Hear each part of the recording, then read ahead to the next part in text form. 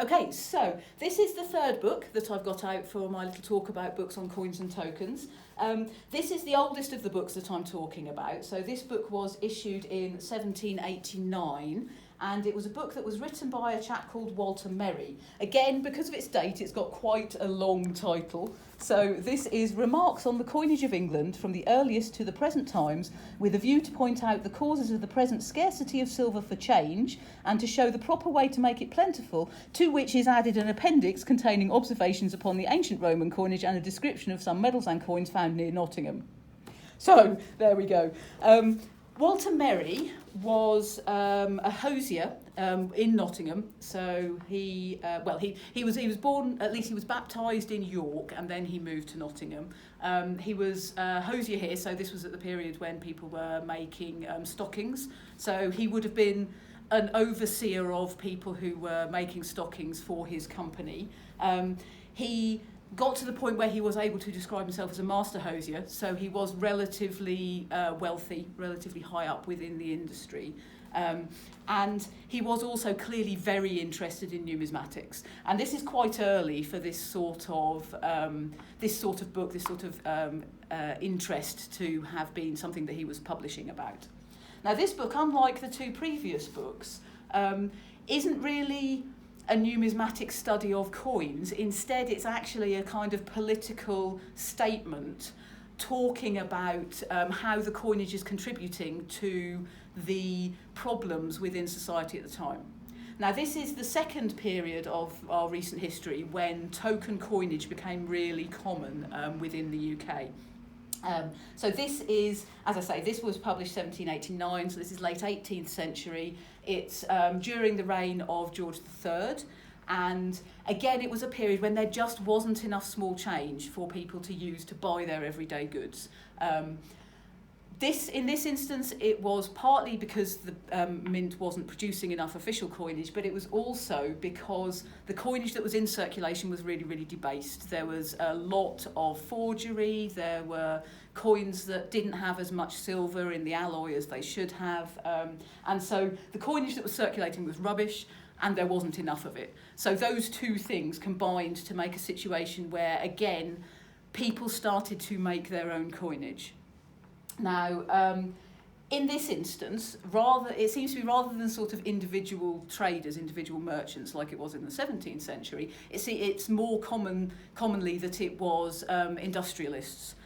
So this was the period when people were starting to move into the cities. You were starting to get really big industrial concerns, people with big mills or mining concerns, and they started to make their own coinage. They made their own tokens.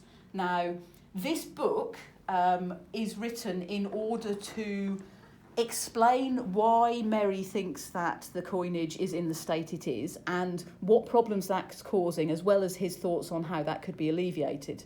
Now, he was someone who employed people, and he was one of a group of local merchants who signed an accord that they would they wouldn't give more than a certain amount of people's wages in the large coins that they wouldn't be able to spend. So he was quite interested in how he could help the people who he was employing, and how he could, make things fairer for them.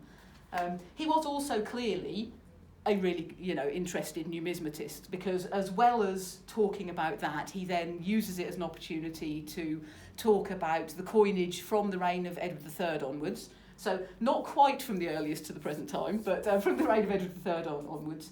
I found it really interesting, but I'm a bit of a coin geek, so I don't mind reading stuff that is talking quite a lot about the percentages and the weights and how much gold there is in the gold that's used for coinage and how much silver that relates to and those kinds of things. For anyone else, I suspect it's quite dense and probably not worth actually reading. The interesting bit, for a more general audience, is the appendix at the end, which talks about some of the coins that have been found near Nottingham. And it's quite a modern thing in its way. It's basically a list of the coin hoards that have been found. Some of them are Roman, some of them are medieval, which is quite unusual. He talks about, because when antiquarians start getting interested in coins, they're much more interested in Roman coins than they are in anything subsequent. But he talks about the medieval coin hoards that have been found as well as the Roman ones.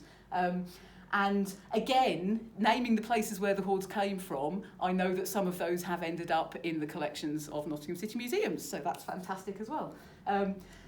One interesting thing with this book that I found, though, when looking at it, is the way that it's been repaired. This book has been rebound since it's been in our care at Bromley House.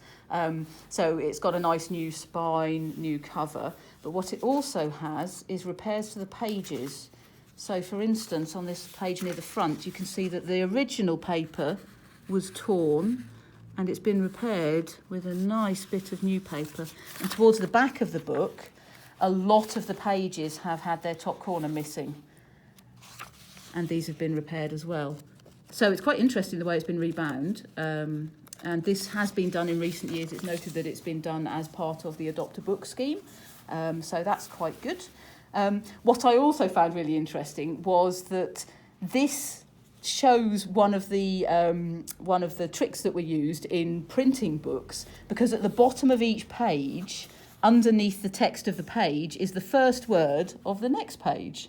And that goes all the way through the book. So clearly that's a way of lining up which pages go in which order when the bookbinder is putting the book together. So that's really interesting as well.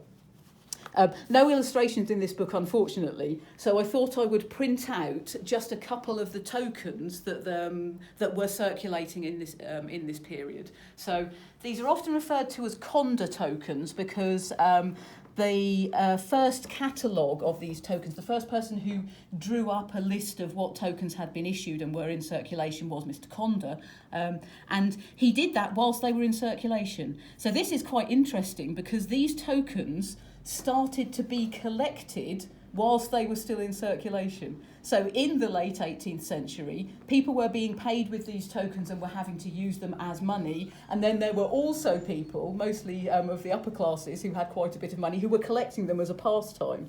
And so they've ended up with the name Conda tokens. And these are two Conda tokens that are from Nottingham. So the first one here, you can see vaguely similar to the 17th century tokens. They've got the name of the business, so Donald and Co. Stocking Manufactory Wholesale Retail. They've got the address and where the token could officially be exchanged for real money. That in actuality very rarely happened, but they put that on there. And then he's got a nice little design of bees on the back. And this one has a wool pack and a fasces. So this is one from the Arnold works of Davison and Hawksley. Quite often you find reference to the fact that where these were being issued by people who had a large mill or a large, industrial works, they were paying their workers with these tokens, and then tokens were only actually acceptable within the mill shop. So they were paying the workers with the tokens. They could only spend the tokens in the mill shop, so the money went straight back to the master anyway. It was another interesting way of looking at the economics of the time. But this is just the sort of thing which Walter Merry was railing against in this treatise that he's written here. So I like this. I have a great deal of respect for Walter Merry. He was a good numismatist and he cared about the people who were in his employ.